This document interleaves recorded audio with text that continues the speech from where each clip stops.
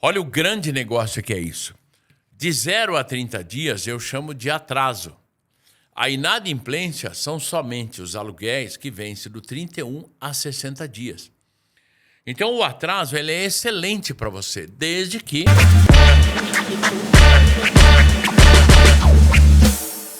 Olá, seja bem-vindo, seja bem-vinda a mais um podcast. Hoje nós vamos falar sobre receitas inovadoras. Hoje o podcast é Eu e Você, né? É um bate-papo entre eu e você. Como você já sabe, a gente tem o nosso podcast hoje é dividido em...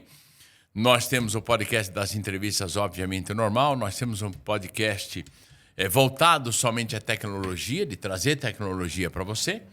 E nós temos também alguns, que é esse caso aqui, é onde eu passo o meu ponto de vista sobre algum assunto de como melhorar a tua imobiliária e como trazer aí, obviamente, aí mais prosperidade para a sua imobiliária e para os seus. Então, hoje é esse papo aí, onde a gente vai falar de receitas inovadoras. Já quero agradecer aos patrocinadores, quero agradecer a QuintoCred, quero agradecer a Superloja. A QuintoCred, inclusive, agora tem uma maquininha de café aqui para servir o café para os convidados. Quero agradecer também a Superlógica, quero agradecer também a Laís, que são empresas focadas hoje no mercado imobiliário, são empresas que acreditam na sua imobiliária. Eu sempre gosto de dizer que se elas não acreditassem na sua imobiliária, elas não estariam num projeto como esse, juntamente comigo, que todos sabem o quanto a gente tem foco aí de crescimento e estruturação de imobiliárias. Mas vamos lá. A imobiliária hoje, qualquer imobiliária, você se monta uma imobiliária, 90% das imobiliárias são montadas primeiramente na questão da venda. Então, vamos dizer assim, o corretor decide montar a sua imobiliária e ele começa a fazer todo o trabalho.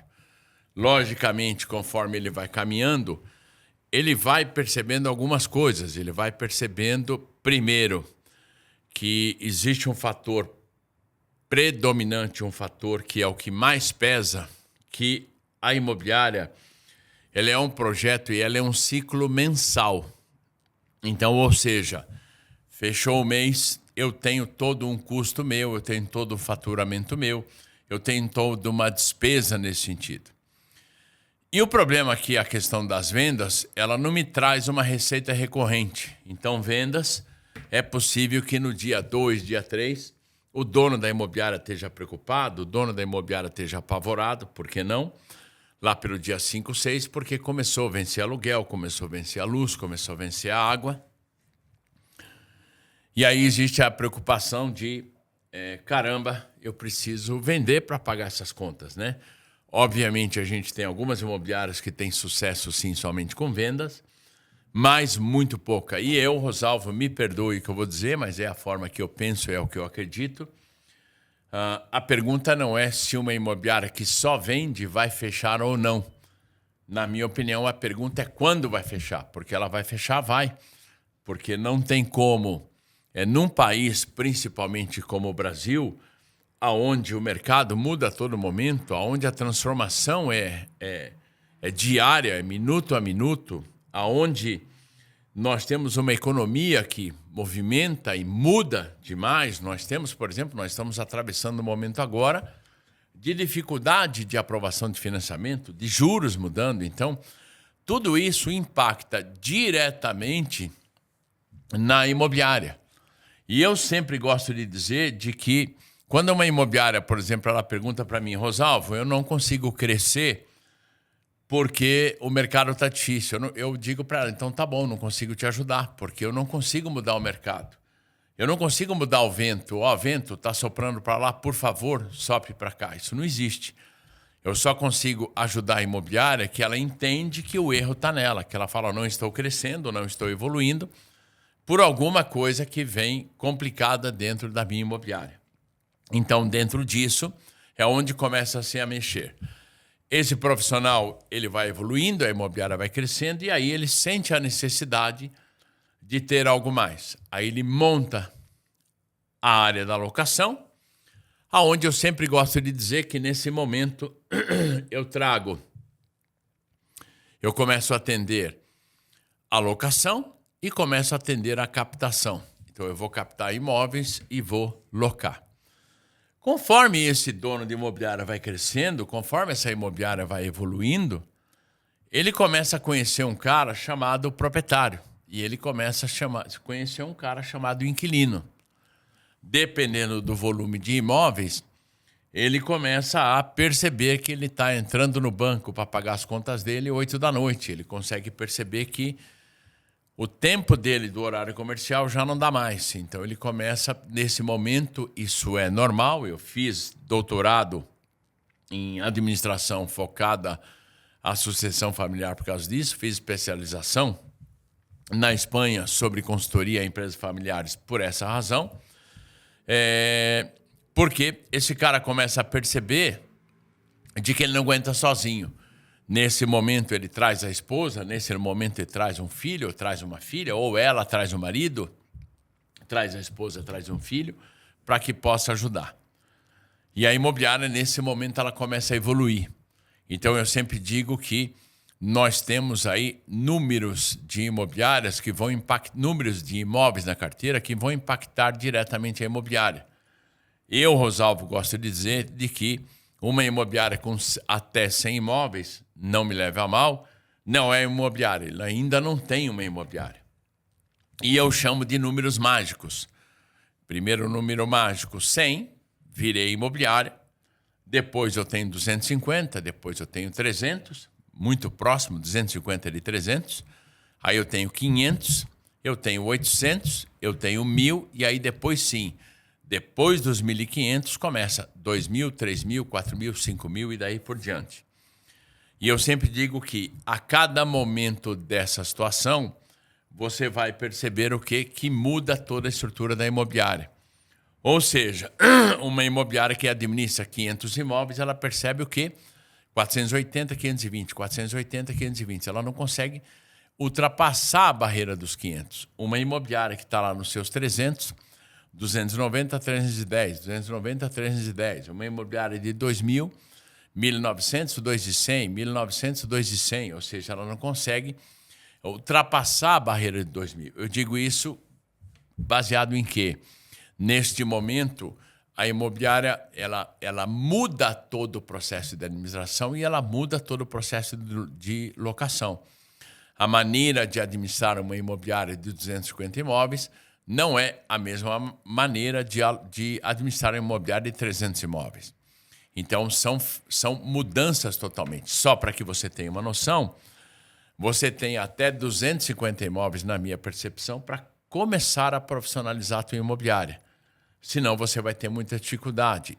Então você imagina uma imobiliária com seus 350 imóveis, aonde ainda o dono toca isso, ainda os donos administram isso. Então eles vão ficar loucos e toda a contratação de pessoas com esse número de 300, 400 ou 500, ele não consegue estruturar, não me leve a mal, porque não profissionalizou na hora certa. E além disso ele entra no número mágico, como eu já disse. Dentro dessa situação, a imobiliária entende que ela ganha dinheiro com a locação. Nós entendemos que é o primeiro aluguel. Então, o primeiro aluguel, geralmente, fica para a imobiliária. E ainda algumas cidades não é usual isso, ou é usual 30%, 40%, 50% primeiro aluguel. Eu já tive imobiliárias que viraram líderes e, por exemplo, uma cidade chamada Itatiba, quando eu comecei a dar consultoria para esse cliente, era uma imobiliária pequena na época, tinha 80 imóveis, e a imobiliária Mocambo, um abraço para o pessoal todo de lá, e eles não cobravam o primeiro aluguel porque a cidade não tinha primeiro aluguel. Mas conseguimos implantar o primeiro aluguel, e essa imobiliária depois passou a ser líder de mercado, essa imobiliária passou a evoluir e teve todo um crescimento muito, muito forte nesse sentido. Então, o primeiro passo é se eu tenho o meu primeiro aluguel, que vai representar para a imobiliária um ganho fantástico ou não. O outro ganho da imobiliária é a administração do imóvel. Então, uma média Brasil hoje, nós estamos falando que a média Brasil de taxa de administração está em torno hoje de 9,1%. A sua imobiliária deveria cobrar 10%, mas nós temos imobiliárias que conseguem cobrar 12% ou 14%, e temos imobiliárias cobrando 8% ou até casos de imobiliárias cobrando 5% para administrar um imóvel. Por isso que dá essa média Brasil de 9,1%, alguma coisa nesse sentido assim. Então, aí você tem dois casos. Então, a imobiliária ela vai sempre lutar para que cresça os imóveis na carteira dela. Ela vai crescer nesse sentido. E dentro dessa linha de crescimento é aonde ela vai, obviamente, cada vez mais ganhar mais dinheiro. Então, vamos dar um chute aqui. Se a média Brasil de locação, nós falamos hoje em torno de R$ 1.500, se eu tenho uma imobiliária que administra, vamos dar um chute, 100 imóveis, essa imobiliária ela vai ganhar, ela vai ter um resultado financeiro para ela, 15 pau por mês. Coisa que antigamente era impossível. Por quê? Porque como a média Brasil era muito menos do aluguel, vamos voltar 20 anos no tempo, 15 anos no tempo, onde a média de locação era 550, então R$500 de aluguel. Se eu tinha uma imobiliária, vamos dar um chute, de 1.000 imóveis na carteira, eu faturaria 50 pau para a imobiliária. Hoje, se a minha imobiliária ela tem 1.000 imóveis, há uma média de 1.500, a imobiliária fatura limpo para ela R$150 mil por mês através da taxa de administração, se ela for muito mal administrada, se ela ter uma administração muito ruim. Daí surge-se um exército de novas imobiliárias partindo para a locação, partindo para a implantação de locação. Eu vejo isso porque nós temos hoje, além dos nossos cursos, nós temos algumas mentorias e a gente tem uma mentoria que é de implantação, que a gente chama Mentoria Start. E a procura para esse tipo de mentoria é uma procura, graças a Deus, muito boa, de imobiliárias que querem estruturar ou que não conseguiram decolar, travaram lá nos seus 150, por aí, no máximo 180. Então, a gente percebe bastante isso. Mas o que eu sempre digo, e esse termo de receitas inovadoras é um termo meu, que eu uso isso através do meu método há mais ou menos aí uns 4, 5 anos. Lógico, as pessoas vêm copiando, vêm mudando o termo, esse tipo de situação, mas eu entendo que a imobiliária ela pode ter uma receita muito maior do que somente a administração e somente a primeira locação. Eu tenho clientes que a gente tem levantamento hoje que, pasme, a carteira de locação representa 40% do faturamento da imobiliária, tirando vendas. Se enfiar vendas no meio, vai cair a taxa de administração representando 20%. Mas peraí, se você tira vendas, Rosalvo, e 40% do faturamento da imobiliária vem da taxa de administração, da onde vem o restante? Então ele vem, óbvio, do primeiro aluguel, e ele vem de várias receitas inovadoras, que é uma receita na qual você precisa inovar a sua imobiliária para que você implante isso, que é aquilo que eu defendo a tese, tá? Vamos começar por uma que é a mais fácil de você implantar, que é o teu ganho sobre juros, o teu ganho sobre cobrança. Normalmente a imobiliária não quer se incomodar, ela passa para um escritório jurídico para que ele faça a cobrança do aluguel para ela. Na minha opinião, estou sendo muito franco, é somente a minha opinião, ela faz isso errado. Por quê?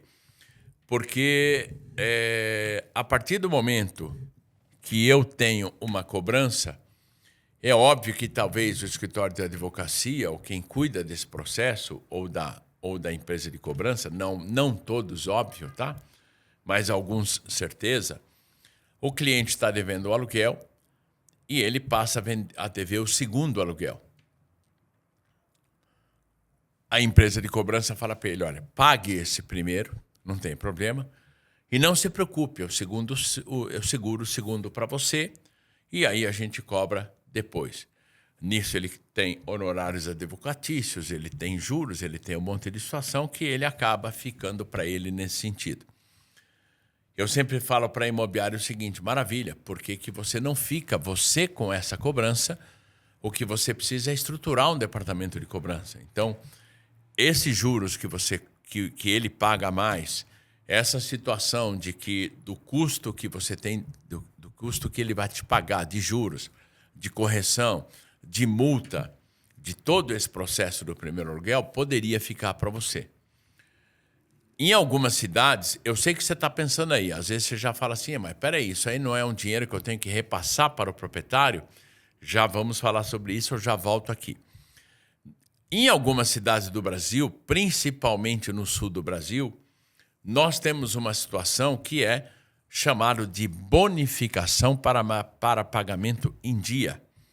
Então, só para que você possa entender, eu cobro de aluguel 1.700 e eu dou uma bonificação de R$ 200 para que ele pague um dia Y. Então, vamos supor que se ele pagar até o dia 5, ele ganha uma bonificação de R$ 200. Então, 1.500 ele pagaria no dia 5. Se ele não pagar até o dia 5, ele tem até o dia 10 para pagar, que é o dia do vencimento, mas é 1.700. Só aí foram R$ 200. Queria que você fizesse a conta, que já deu mais de 12%. Aí depois desse dia 10, começa a rolar juros, correção e todo esse processo, e por que não multa? Então começa a virar uma bola de neve, que eu digo que é uma receita fantástica. Mas aí, como já falei, você está pensando numa situação que você diz assim, tá bom, Rosalvo, mas espera aí, esse dinheiro não é do proprietário? Primeiro, se você garante o aluguel, se você garante o aluguel ao proprietário, você deposita para ele 3 dias, 4 dias, 5 dias, depende do seu combinado com ele. Se você deposita isso após o vencimento do aluguel, ok, você está depositando, garantindo o cliente pagando ou não. Então, isso claramente não tem nem que discutir. Bonificação é sua, juro é seu, correção é seu, seja lá o que for. Olha o grande negócio que é isso. De 0 a 30 dias eu chamo de atraso. A inadimplência são somente os aluguéis que vencem do 31 a 60 dias. Então, o atraso ele é excelente para você, desde que, na minha opinião, com uma margem de segurança, ele não passe de 5% da sua carteira. Eu sei que você ganha 10%, então, poxa, 50% disso eu estou movimentando, mas olha só, se ele é um atraso, significa que você vai cobrar dentro dos 30 dias, sem problema nenhum, você botou de volta para o caixa. A inadimplência é de 31 dias, a primeira inadimplência até os 60. A inadimplência eu sugiro que fique estourando até 2%. Então, 1%, 1,5%, eu acho que é uma inadimplência razoável. Se o meu atraso era 6 e a minha inadimplência é 1,5, significa que o teu time de cobrança conseguiu cobrar tudo. Excelente o processo, fantástico o processo. Agora, onde é que está errado e você está com o risco? Se na sua inadimplência você tiver uma inadimplência de 5%. Aí não dá. A inadimplência é depois de 30 dias, porque significa o quê? 50% do seu faturamento, que se você ganhar 10, 50% do seu faturamento está fora. Esse dinheiro não está com você, está na rua. Então eu sugiro, Rosalvo, de que você tenha no máximo 2% e arroche o pessoal de cobrança. Caso não consiga, é porque não está vendo o papel mais forte da cobrança nesse sentido. Então, primeiro, eu tenho clientes que têm uma receita muito boa na questão da cobrança.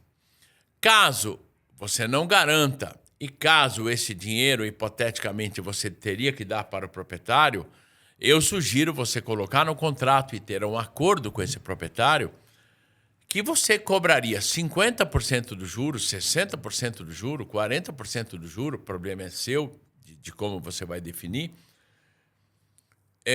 em razão de contratação de uma empresa de cobrança ou de uma terceirização de uma empresa de cobrança ou o custo da empresa de cobrança, que obviamente é seu. Entendeu? Aí, lógico, o cliente vai falar, mas você já não ganha para administrar? Eu ganho para administrar. Mas eu não ganho, pasme, isso é real, mas para que ele mantenha o pagamento em dia, eu tenho que ou terceirizar para uma cobrança, ou terceirizar para o escritório da advocacia, ou eu cobrar. Olha outra coisa fantástica que você não está cobrando. Vamos imaginar que na sua imobiliária você seja advogado. Vamos imaginar que na sua imobiliária você tem uma parceria com o escritório de advocacia. Vamos imaginar que na sua imobiliária, no departamento de cobrança, você tem alguém que seja advogado. Após os meus 30, 40 dias, você vai definir o teu prazo, você vai poder, a partir daí, cobrar honorários advocatícios, que é outro fator. Então, só na cobrança, eu quero que você entenda quanto dinheiro você está deixando na mesa porque você não olhou para isso ainda. Eu chamo isso de donos que estão muito focados no dia a dia, não estão focados na estratégia e não conseguem enxergar esse processo como todo e não conseguem enxergar isso. Então, como já disse, eu tenho clientes que têm um ganho muito forte somente na cobrança. Então, só aí é um ponto fortíssimo. Segundo passo que, obviamente, você consegue cobrar. Acerto final. O meu acerto final da saída do inquilino do imóvel, eu posso cobrar 10%, eu posso cobrar 15% de um percentual sobre isso, ou quem disse que você não pode. Vamos imaginar aqui que o inquilino saiu e aí você me disse se você pode ou não. O inquilino saiu e vai ter que pintar o apartamento, vai ter que tapar alguns buracos e arrumar algumas coisas elétricas. O orçamento que você fez, vamos imaginar que tudo isso, vou dar um chute, custou R$2.000. O inquilino topou, te pagou R$2.000. Por que ele pagaria R$2.000? Porque ele deixa de pagar o aluguel a partir daí. Excelente para ele. Aí entra uma pergunta. É possível o seu time conseguir reduzir esse custo depois de R$2.000 para R$1.500? É. E se ele conseguir isso, você já teve uma receita de R$500 de lucro nesse sentido. Eu vou dar. Aí você fala, não, isso é quase que impossível. Eu tenho imobiliárias que já atendi, que, por exemplo, que administram 7.000 imóveis, 8.000 imóveis, até 6.000 imóveis, dá para fazer isso. Onde não cobravam nenhum percentual sobre acerto final de pinturas e tal. Mas eles obrigavam o pintor a comprar a tinta com eles. Olha o que eu estou te falando. E eles compravam essas tintas da fábrica. Então ele competia diretamente com a loja e ele tinha um lucro sobre isso. Então ele, através de um CNPJ, ele conseguia isso. E se eu vou pintar, se eu tenho 6.000 casas, só para você ter uma noção do que eu estou te falando, 6.000 casas a 3%, eu vou desocupar pelo menos aí, eu vou desocupar, vamos chutar aí, 3% seria o número ideal, mas se eu tenho 6.000 casas, que eu falei, se eu tenho 6.000 casas, eu vou desocupar em torno de 180 casas. Tinta para 180 casas, você aí já tem uma ideia. Se eu tenho 1.000 imóveis na minha carteira e eu desocupo 3%, que é o número ideal hoje em dia, eu vou desocupar 30 imóveis. Se eu tenho quanto de tinta eu vou usar para 30 imóveis? Você já parou para pensar, olha o número que eu vou te dar, que quando um pintor ele orça uma pintura, ele orça através de galões, então eu vou comprar 1 galão, 2 galões ou 3 galões para pintar um apartamento? Você já parou para pensar que, na verdade, se você for fazer um curso de pintura ou estudar um pouquinho só mais profundo sobre isso, dentro do metro quadrado você vai entender quantos litros e não mais quantos galões vão nesse apartamento? Você já imaginou se você padronizasse na sua imobiliária para ser somente uma cor de tinta a partir de hoje? Então eu só vou usar branco gelo, eu só vou usar branco X, eu só vou usar quando é interno. Se eu só vou usar isso, eu compro lá 1 galão de 18 litros e quando eu tenho que pintar um imóvel, vou dar um chute aqui, eu vou liberar 2 litros. Um galão de tinta é 3,6 litros. E ali, na verdade, vai usar só 2. Fora material, fora isso, fora aquilo. Eu digo para você porque, como eu dou consultoria a imobiliárias há 30 anos, obviamente já vivo tudo isso, obviamente já tive imobiliárias na qual eu dei consultoria, que nós montamos um departamento e, pior, montamos uma empresa, às vezes, de manutenção, e ela ganhava com isso. Se eu tenho uma empresa de manutenção, eu também tenho uma situação na qual essa empresa de manutenção, ela pode estar fazendo manutenção para outras imobiliárias. Então, eu acabo com isso que ela acaba se pagando. Eu já fiz isso várias vezes. E olha que interessante.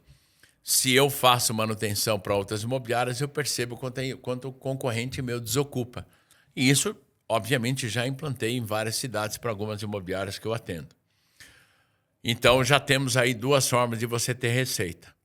Próxima forma de você ter receita, o reparo.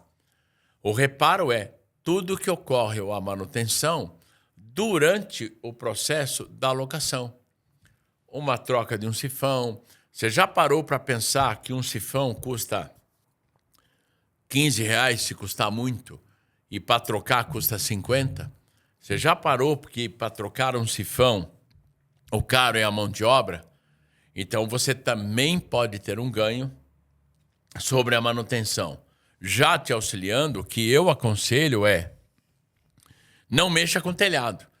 Isso é uma coisa que eu diria fora disso, porque telhado é um incômodo do caramba e você pode vir a continuar tendo problemas. Então, telhado eu não aconselho ninguém mexer, mas o restante eu aconselho você mexer sim, e você pode ter ganhos porque você vai fornecer esse serviço para as pessoas. Então, de cara, eu tenho cobrança, eu tenho o acerto final, eu tenho a manutenção, eu tenho reparos, que são coisas que vão me dar um resultado imediato desse processo. Dentro dessa situação, existe uma série de coisas na imobiliária que eu consigo gerar receita. Por exemplo, vou dar mais uma que a maioria das cidades ou das imobiliárias no Brasil não consegue cobrar, que é a vistoria. Então, eu posso fazer a vistoria na minha imobiliária, eu posso ter o meu vistoriador, ou eu posso terceirizar essa vistoria através de empresas especializadas, e eu posso cobrar essa vistoria. Lógico, tem cidades que é mais difícil, tem cidades que é mais fácil, mas vamos lá. Eu tenho clientes que a vistoria, porque se eu tenho, vamos voltar na brincadeira de 1.000 imóveis, se eu desocupo 30 imóveis, se eu não quero cair a minha carteira, eu tenho que alugar no mínimo 31, para que eu cresça 1. Nenhuma imobiliária quer crescer um imóvel, mas ok, 61 imóveis. Você já parou para pensar que 61 imóveis você tem 61 vistorias? Você tem 30 vistorias de saída e 31 de entrada? Você já parou para pensar que em vários lugares, eu digo no sul do Brasil, porque o sul do Brasil está mais evoluído nesse sentido. Quando nós vamos para o norte do Brasil e nordeste, já vou agradecendo aqui, a gente tem uma audiência muito legal em todo o Brasil. Então, você que está nos ouvindo do centro-oeste, do nordeste, do norte do Brasil, só tenho a agradecer, que a gente pensa que é só sudeste e sul que participa, mas não, né? Centro-oeste a gente tem muitos ouvintes também. Eu sempre digo ouvintes porque, através dos estudos que chegam para a gente, a grande maioria ouve o nosso podcast, que é o cara que ele está indo de um lugar ao outro de carro. Por isso que o meu podcast sempre ele está entre 30 e 40 minutos, que é o tempo de você ir de um lugar ao outro. E é uma coisa que está dando muito certo.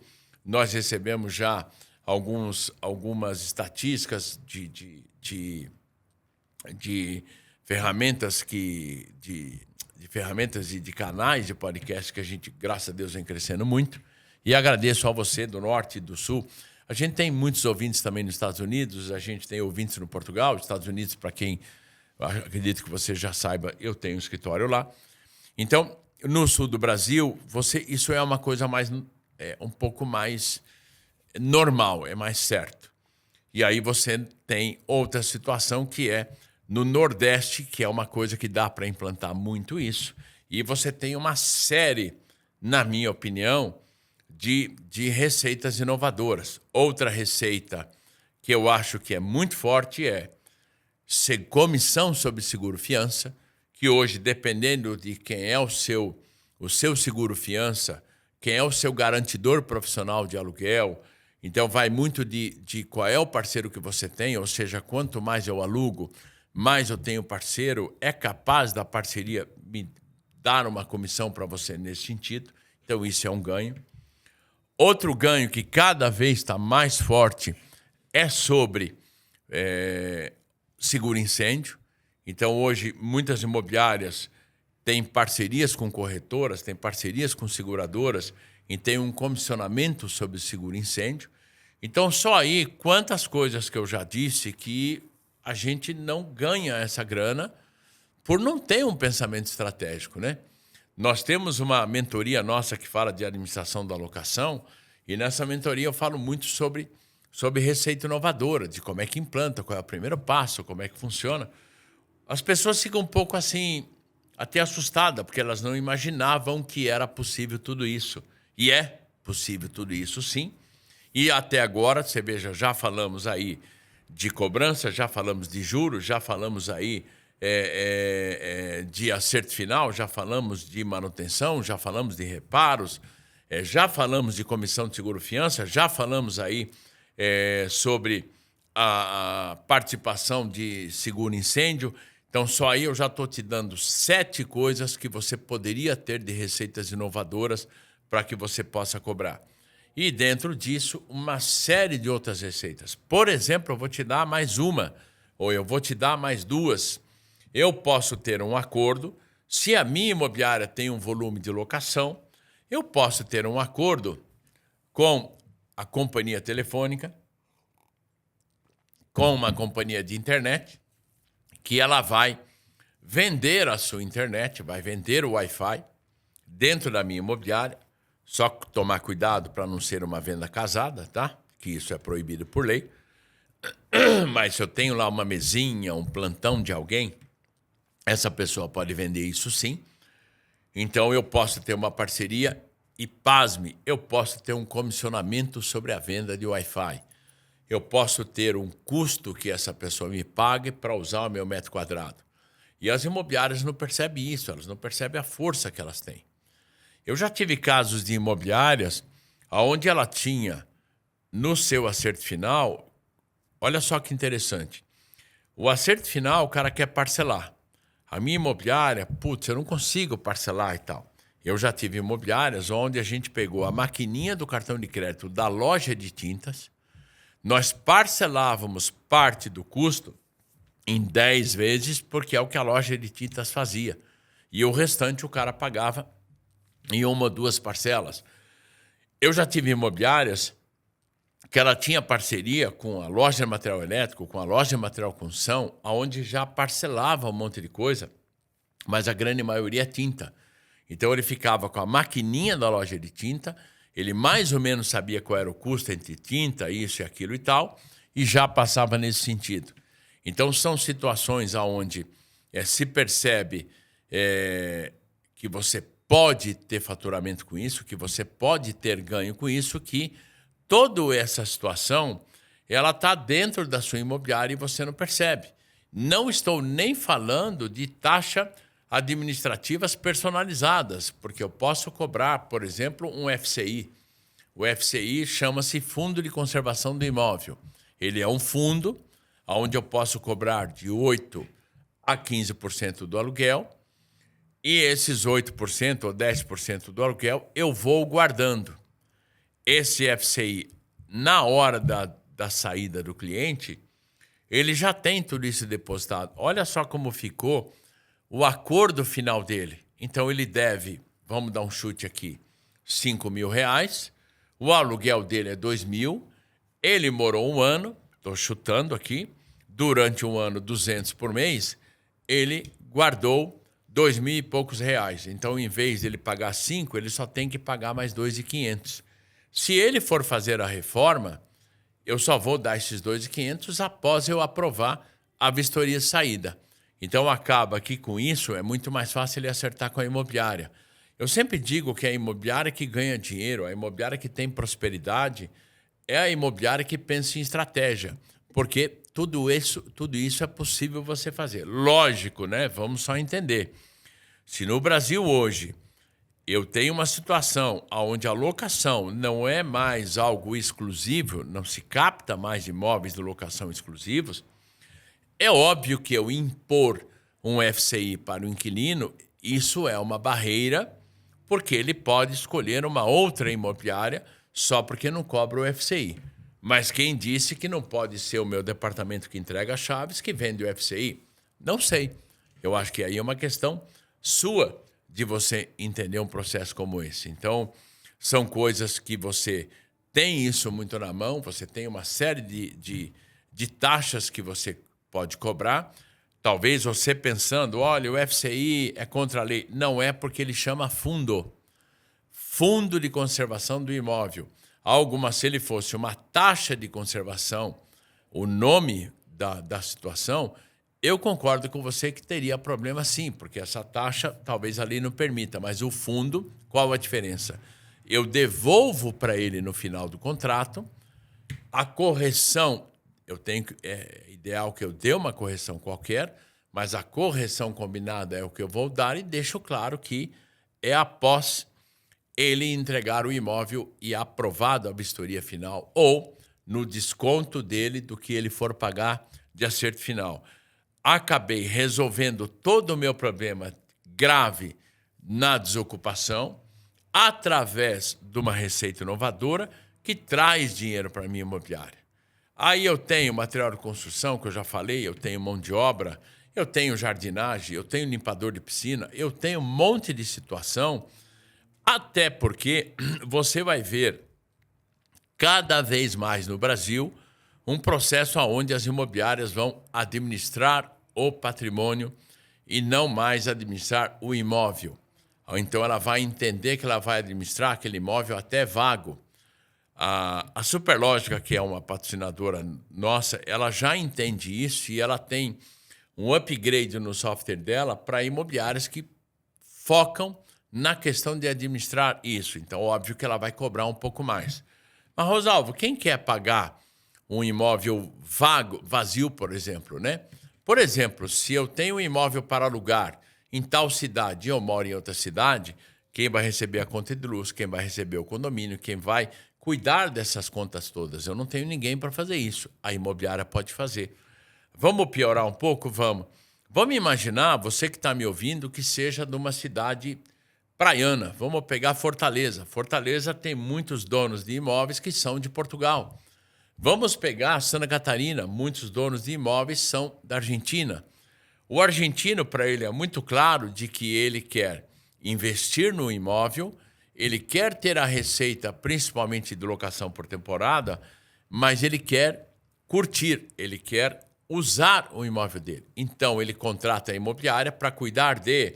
Meu ar-condicionado está certinho. Quem abre o meu imóvel uma vez a cada 2 semanas, por exemplo, quem pega o boleto que chega lá, que isso é muito comum hoje nos Estados Unidos, por exemplo.